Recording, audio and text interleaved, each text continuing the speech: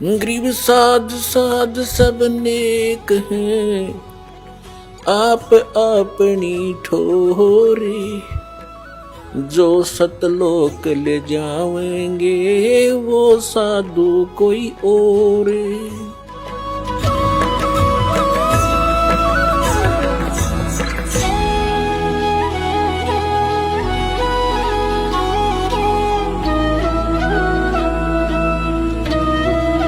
और एक नास्त्रे दंस नाम के महापुरुष हुए हैं, उन्होंने भी कंप्लीट दास के ऊपर, आपने उसको पढ़ा भी होगा, ज्ञान गंगा के अंदर भी वो आपके लिए भक्तों ने बनाकर भेज रखा है, आपने पढ़ा होगा, नहीं तो पढ़ लेना। उन्होंने टू दी पॉइंट बता रखा है सारा का सारा। और आज कल एक भक्त ने किसी पत्रिका में छपी हुई एक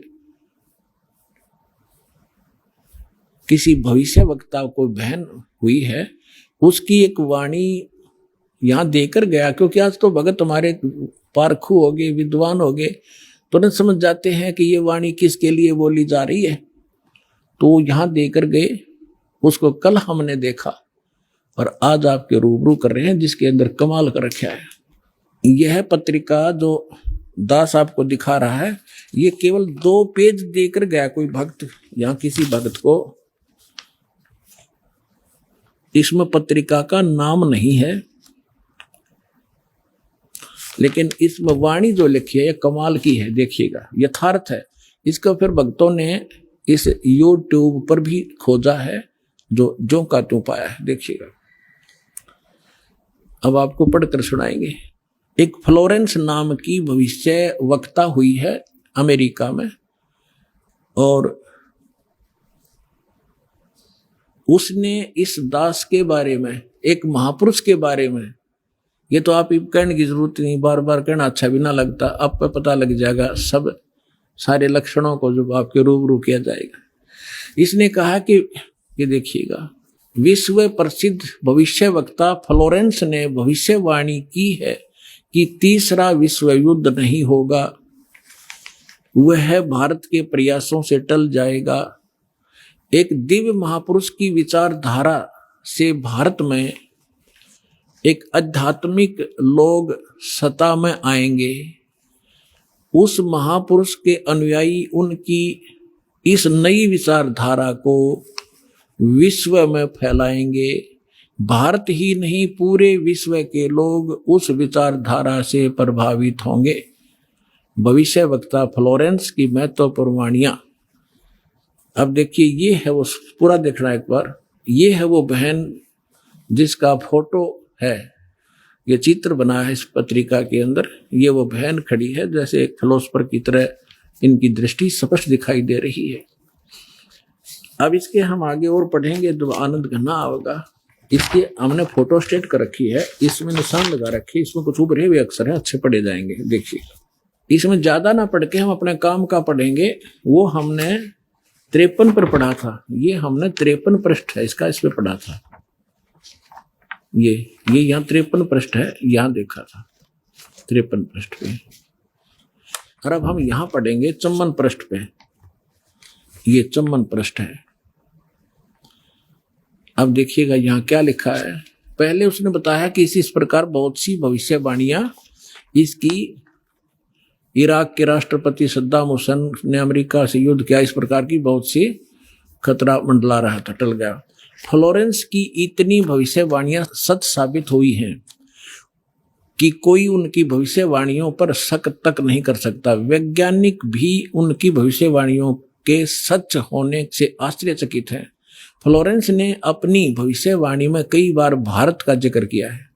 the fall of sensational culture नाम की अपनी पुस्तक में उन्होंने लिखा है, सन 2000 आते आते प्राकृतिक संतुलन भयावह रूप से बिगड़ेगा, यानी लोगों में दुराचार, रिश्वतखोर, हाहाकार, बेईमाना घर कर जाएगा। लोगों में आक्रोश का भावना प्रबल होगी, दुराचार पराकाष्ठा पर होगा। पश्चिम देशों के विलासितापूर्ण जीवन जीने वालों में निराशा, बेचैनी और अशांति होगी। अतृप्त अभिलाषाएं और जोर पकड़ेंगी, जिससे उनकी अपनी कटुता बढ़ेगी, चारों ओर हिंसा और बर्बरता का वातावरण होगा, गरीब संपन्न व्यक्तियों की संपत्ति छीनेंगे, ऐसा वातावरण होगा और चारों ओर हाहाकार मच जाएगा। अब देखो, अब ये भविष्य वक्ता कह रही है कि अगर वो संत ना आता तो ऐसी दशा भारत की हो जाती, लोग एक दूसरे ने लूटने लग जाते।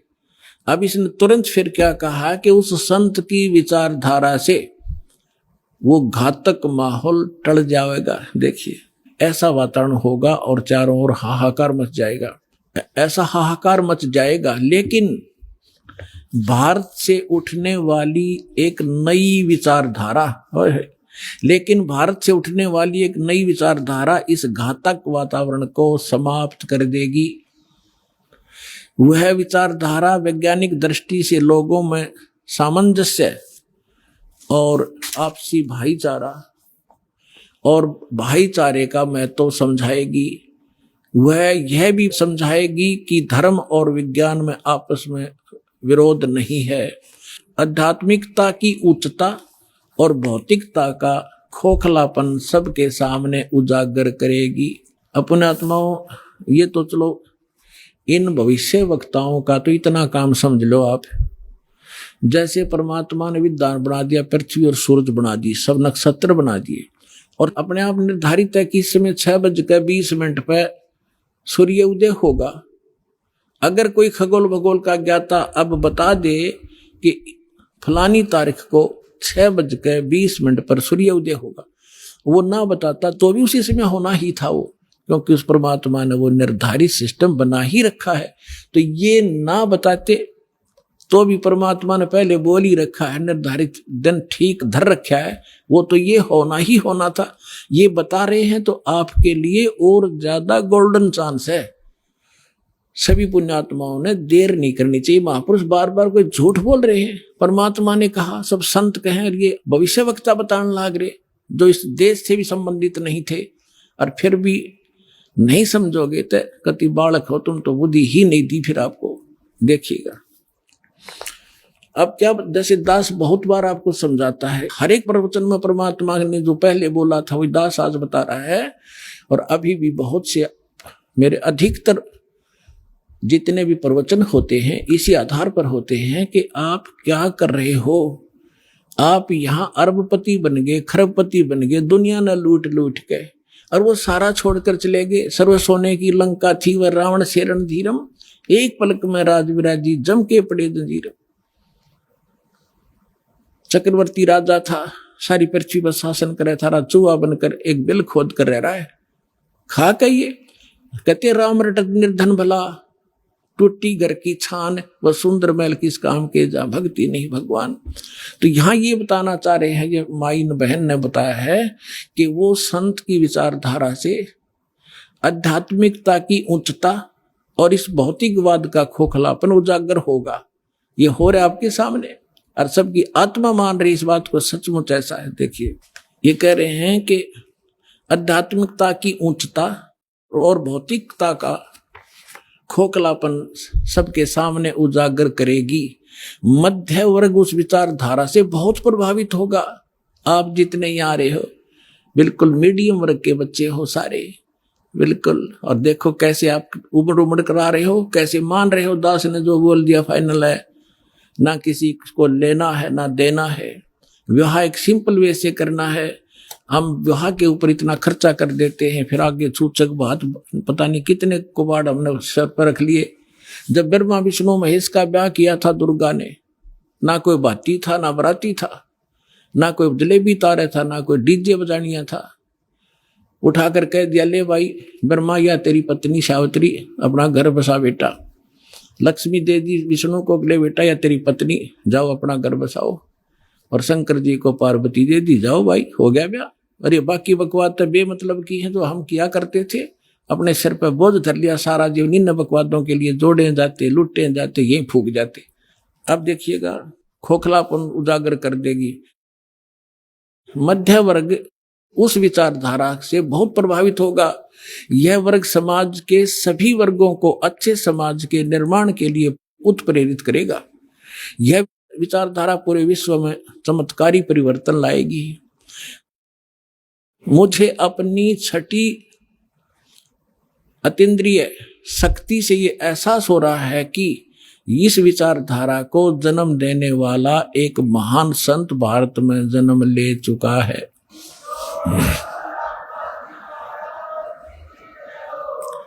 ये देखिएगा, यहां लिखा है कि एक पत्रकार ने 1964 में फ्लोरेंस से पूछा था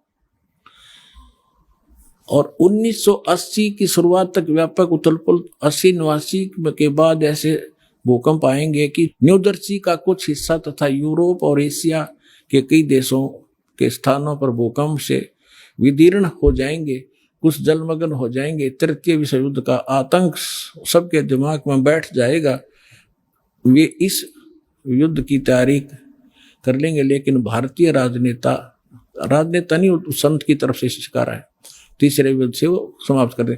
तो 1964 तक यह जीवे थी। 1964 में तो ये युवा थी जो बता रही थी, 10, 20, 30 वर्ष और भी 94-95 तक यह जीवे थी। तो इसने उस समय बता दिया था, 1964 में भी इसने बता दिया था कि उसका जन्म हो चुका है और उसको दृष्टि आगे की जो वर्तमान का जो दास की सती थी अब की है वो भी दिखाई देती। देखिएगा, मुझे अपनी छठी अंतीन्द्रिय यानी अंदर के आभास से शक्ति से ये एहसास हो रहा है कि इस विचारधारा को जन्म देने वाला वह महान संत भारत में जन्म ले चुका है। उस संत के ओजस्वी व्यक्तित्व का प्रभाव सबको चमत्कृत करेगा।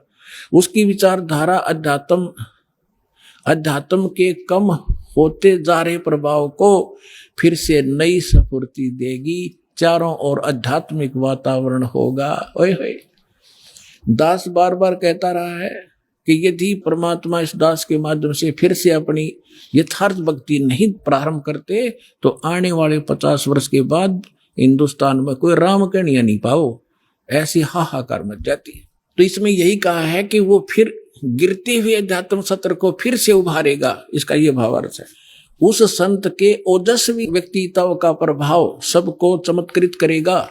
उसकी विचारधारा अध्यात्म के कम होते जा रहे प्रभाव को फिर से नई स्फूर्ति देगा। चारों ओर आध्यात्मिक वातावरण होगा। संत की विचारधारा से प्रभावित लोग विश्व के कल्याण के लिए पश्चिम की ओर चलेंगे। धीरे धीरे एशिया, यूरोप, अमेरिका पर पूरी तरह छा जाएंगे। उस संत की विचारधारा से पूरा विश्व प्रभावित होगा।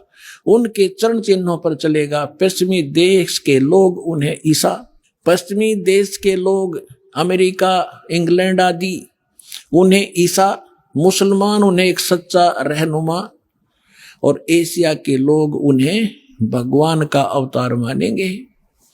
उस महासंत की विचारधारा से बौद्धिक क्रांति आएगी। बौद्धिक माने अच्छी बुद्धिमान लोग उसके साथ होंगे। देखो, बुद्धिजीवियों की मान्यताएं बदलेंगी।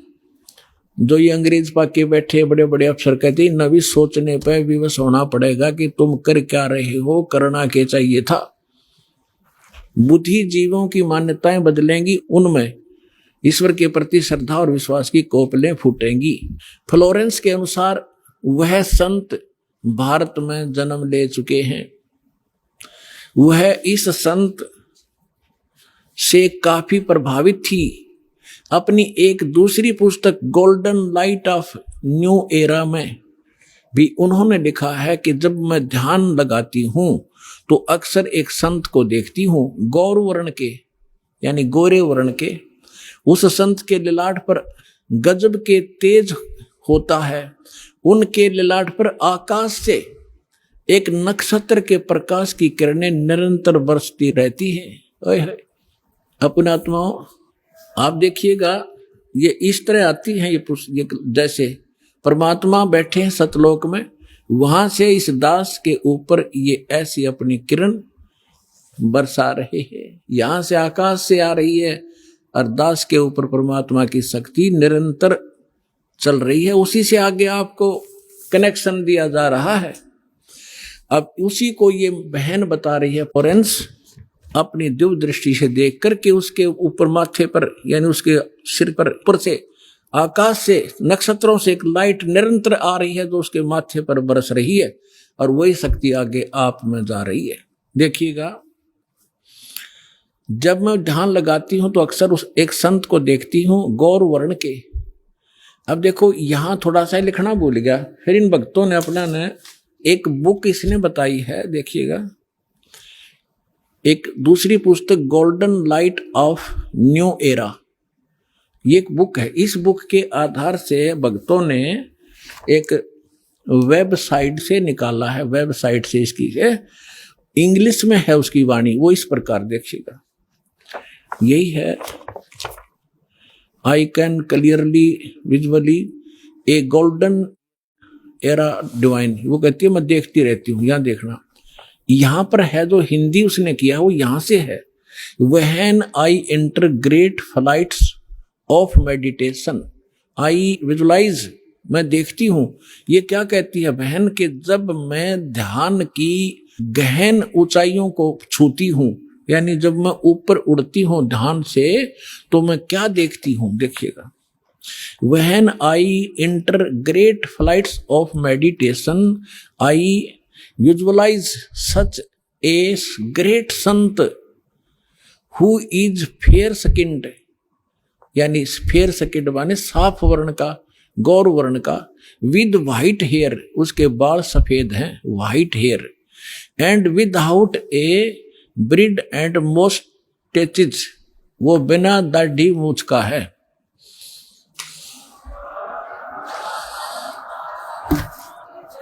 और उसके सफेद बाल हैं। दास की इस एज को वो उस समय देख रही थी कि उस समय वो ढूंढा ठावेगा। अब उसी का अंश इसने यहां थोड़ा सा कम अनुवाद कर पाया, ये भूल गया होगा। इसने अपनी दूसरी पुस्तक golden light of new era में भी लिखा है, जब मैं ध्यान लगाती हूं तो अक्सर एक संत को देखती हूं गौर वर्ण के, आगे लिखना भूल गया, सफेद बाल थे, बिना दाढ़ी मूछ का। अब दरअसल क्या है कि ये कोई पत्रकार ने उस वाणी को, उसकी बोली हुई को अपने ढंग से चित्रार्थ किया है, तो इन लोगों का दृष्टिकोण था किसी और संत पे कि वो हो सकता है। इसमें लिख रखा है कि वो श्री राम शर्मा होगा, इस अंग्रेजी वाले ने आगे चल के दो, जैसे गीता मूल तो सही है, मूल पाठ गीता का अनुवादकर्ताओं ने अपने हिसाब से श्री कृष्ण का ऊपर बना रखी थी, श्री कृष्ण बोल रहा है गीता, तो ये लोग ऐसे यहाँ ये जान के छोड़ गया कि वो सफेद बाल होंगे और बिना दाढ़ी मूछ वाला होगा, इसलिए यहाँ छोड़ गया। इसमें इंग्लिश वाली में उसकी साफ लिखा है, वो उसकी अपनी बोली हुई भविष्यवाणी है, अपनी भाषा में। यहाँ देखिएगा, जब मैं ध्यान लगाती हूं तो अक्सर एक संत को देखती हूँ गौर वर्ण के, उस संत के ललाट पर गजब के तेज होता है, उनके माथे पर ललाट पर आकाश से एक नक्षत्र के प्रकाश की किरणें निरंतर बरसती रहती हैं। मैं देखती हूं कि वह संत अपनी कल्याणकारी विचारधारा तथा अपने सच्चरित्र प्रबल अनुयायियों की शक्ति से पूर्ण विश्व में नए ज्ञान का प्रकाश फैलाएगा। आप देख रहे हो, बंदी छोड़ के बच्चे कहाँ जा करके दूर दूर जा करके आज प्रचार कर रहे हैं परमात्मा के ज्ञान का। वह संत अपनी कल्याणकारी विचारधारा तथा अपने सच्चरित्र प्रबल अनुयायियों की शक्ति से संपूर्ण विश्व में नए ज्ञान का प्रकाश फैला रहे हैं। वह संत अपनी शक्ति निरंतर बढ़ा रहे हैं, उनमें इतनी शक्ति है कि वह प्राकृतिक परिवर्तन भी कर सकते हैं। वह अपना कार्य वैज्ञानिक ढंग से करेंगे, उनकी कृपा और प्रयत्न से मानवीय सभ्यता में नई जागृति आएगी, विश्व के समस्त जनसमूह में नई चेतना का संचार होगा, लोक शक्ति का एक नया रूप उभर कर सामने आएगा, जो सत्ताधारियों की मनमानियों पर अंकुश लगा देगा। जो राजा लोग अपनी मनमानी बकवाद करते हैं, उस संत के अनुयायी उनको विवश कर देंगे कि बंदे बनकर रहो, बकवाद बहुत दिन कर ली तुमने।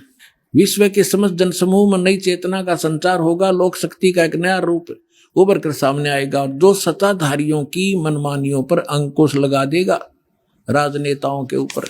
मनोचिकित्सक तथा सम्मोहन कला के विश्व प्रसिद्ध ज्ञाता डॉक्टर मोरे बर्स्टीन की फ्लोरेंस से अच्छी दोस्ती थी। एक बार फ्लोरेंस ने उनसे भी कहा था कि डॉक्टर, वह समय बड़ी तेजी से निकट आ रहा है जब सत्ता लोलुप्त राजनेताओं की अपेक्षा आप जैसे समाज सेवकों की बातें अधिक ध्यान से सुनेगा। 21वीं सदी के आते आते एक नई विचारधारा पूरे विश्व को प्रभावित करेगी। हर राष्ट्र में सचित्र धार्मिक लोगों का संगठन लोगों के दिमाग में बैठी गलत मान्यताओं को बदल देगा। यह विचारधारा भारत से प्रस्फुटित होगी, भारत से चलेगी और विश्व के पूरे देशों में फैलेगी। मैं उस पवित्र स्थान पर एक प्रचंड तपस्वी को देख रही हूं जिसका तेज बड़ी तेजी से फैल रहा है। मनुष्य में सोए देवताओं को जगाने तथा धरती को स्वर्ग जैसा बनाने के लिए वह संत दिन रात प्रयत्न कर रहे हैं। एक पत्रकार ने 1964 में फ्लोरेंस से पूछा था कि क्या वह दुनिया का भविष्य बता सकती है। फ्लोरेंस ने इसके बाद जवाब में कहा था 1980 में ये होगा, 1990 में ये होगा, सारा कुछ बताया था। ठीक, आगे क्या बताया है कि तीसरा विश्व युद्ध के शुरू होने तक भारत के शासन की बागडोर, ये कहते हैं कि विश्व युद्ध का आतंक सबके दिमाग में बैठ जाएगा और भारतीय राजनेता अपने प्रभाव और बुद्धि से तीसरे विश्व युद्ध को टालने में सफल हो जाएंगे। तीसरे विश्व युद्ध के शुरू होने तक भारत के शासन की बागडोर आध्यात्मिक वृत्ति के लोगों के हाथ में होगी, इसलिए उनके प्रभाव से विश्व युद्ध टलेगा। वे शासक एक महान संत के ओजस्वी तथा क्रांतिकारी विचारधारा से प्रभावित होंगे। वे उस संत के प्रति उसी तरह समर्पित होंगे जैसे वाशिंगटन स्वतंत्रता एवं मानवता के प्रति समर्पित थे। न्यूजर्सी की रहने वाली, न्यूजर्सी कोई शहर है अमेरिका में, न्यूजर्सी की रहने वाली फ्लोरेंस सचमुच एक विलक्षण महिला थी। एक बार नोबेल नामक एक व्यक्ति ने, इसने ये बताना चाहा, पत्रकार ने दिखाना चाहा है कि एक पत्रकार था अमेरिका का और वो इसका इंटरव्यू ले रहा था और वो इंटरव्यू टीवी पर चला रखा था डायरेक्ट लाइव। ये पूछ रहा कि तो आप एक संत के बारे में तो बहुत बता रही हो, लेकिन मेरे बारे में बताओ कुछ। जो प्रकरण इतना ही जिसमें ना पढ़ के मैं वैसे बता दूं, जल्दी निमट जाएगी बात। तो फ्लोरेंस ने कहा कि तेरे विषय में बताऊं। उसका दायां हाथ पकड़ा और उसने कहा कि आप जो है किसी दूसरे राज्य में भी प्रचार प्रसार करेगा। तो वो कह रहा था, उसने इसमें लिखा है कि मैं उससे कह रहा था कि तू भला मजाक कर रही है मेरे साथ। अगर इस इंटरव्यू को मेरी महकमे वाले सुन रहे होंगे, मेरे बॉस, तो मुझे नौकरी से निकाल देंगे। दूसरे में प्रसार तो नहीं होगा पर मैं नौकरी से जाता रहूंगा। तू क्या मजाक कर रही है। उसी समय मेरे हेड ऑफिस से टेलीफोन आया और मेरे लिए ही था, मैंने उठाया। मेरा बॉस कह रहा था कि मैं तुम्हारा इंटरव्यू देख रहा हूं, मैं हैरान हूं कि हमने निश्चय कर लिया है आपको न्यूयॉर्क के अंदर प्रचार प्रसार के लिए भेजना है। कल ही इसका डिक्लेयर करेंगे, फाइनल हो चुका है। मैं हैरान हूं, तुम्हारा इंटरव्यू मैं सुन रहा हूं कि फ्लोरेंस को कैसे पता चला और आप जल्दी आ जाइए, आपको वहां भेज रहे। तो ये कहने का तात्पर्य है, वो इंटरव्यू लेने वाला ये कह रहा है उसकी इतनी सटीक भविष्यवाणी थी तो वही कह रही है जो संत के बारे में उसकी झूठी नहीं हो सकती। अब देखिएगा, अब यहां देखिएगा, ये मैंने छोड़ दिया, यहां वही बता रहा था। ये टीवी के कार्यक्रम के दौरान उनसे बोला, मैं बोला, उठकर पत्रकार कह रहा है, आप भारत में जन्म ले चुके संत के बारे में तो अक्सर बताती रहती हो, मैं अपने बारे में भी कुछ जानना चाहता हूं, बताइए। फ्लोरेंस ने उसके दाहिने हाथ को थाम लिया और बोली, आप बहुत जल्दी किसी दूसरे राज्य में प्रसारण करेंगे। नोबेल ने एक प्रसारण सेवा के, वो एक कर्मचारी थे उस प्रसारण सेवा के, इस बात पर हंसने लगे। कुछ सेक्शन बाद बोले कि आपने मुझसे अच्छा मजाक किया। यदि हमारी कंपनी के अधिकारी इस कार्यक्रम को देख रहे होंगे तो दूसरे राज्य में तो जाऊंगा या नहीं, फिलहाल अपनी कंपनी से तुरंत निकाल दिया जाऊंगा। फिर पीछे घोषणा ये लिख दिया उसने कि वहां अब कहते नोबेल के जब फोन पर उठाया तो उसने बताया कि हमने न्यूयॉर्क के प्रसारण का काम शुरू करने का निर्णय लिया है, वहां तुम्हें भी भेजा जाएगा। अभी यह बात गुप्त रखना, इसकी घोषणा कल की जाएगी। मैं टीवी पर फ्लोरेंस के साथ तुम्हारी बातचीत देख रहा था, वो बॉस बोल रहा है। फ्लोरेंस ने तुम्हारे विषय में जो बताया वो पूरी तरह सच है। आश्चर्य है कि यह बात कैसे मालूम होगी। नोबेल फ्लोरेंस का चेहरा देखता रह गया।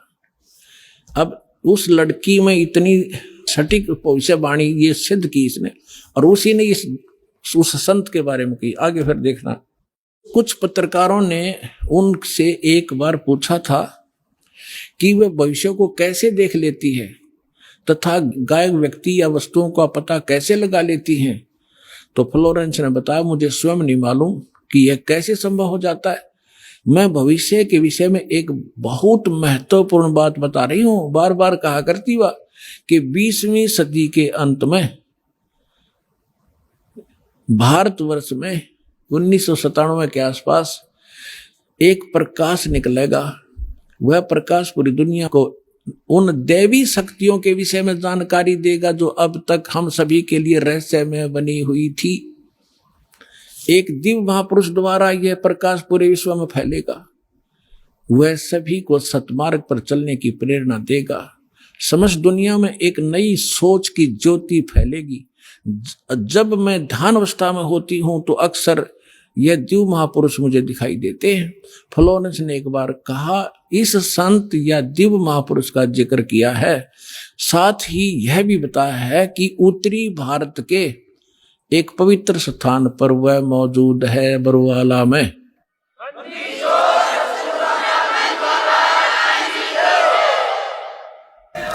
सत साहिब। अब आप हिसाब लगा लियो पुण्यात्माओं, कौन है वो दास।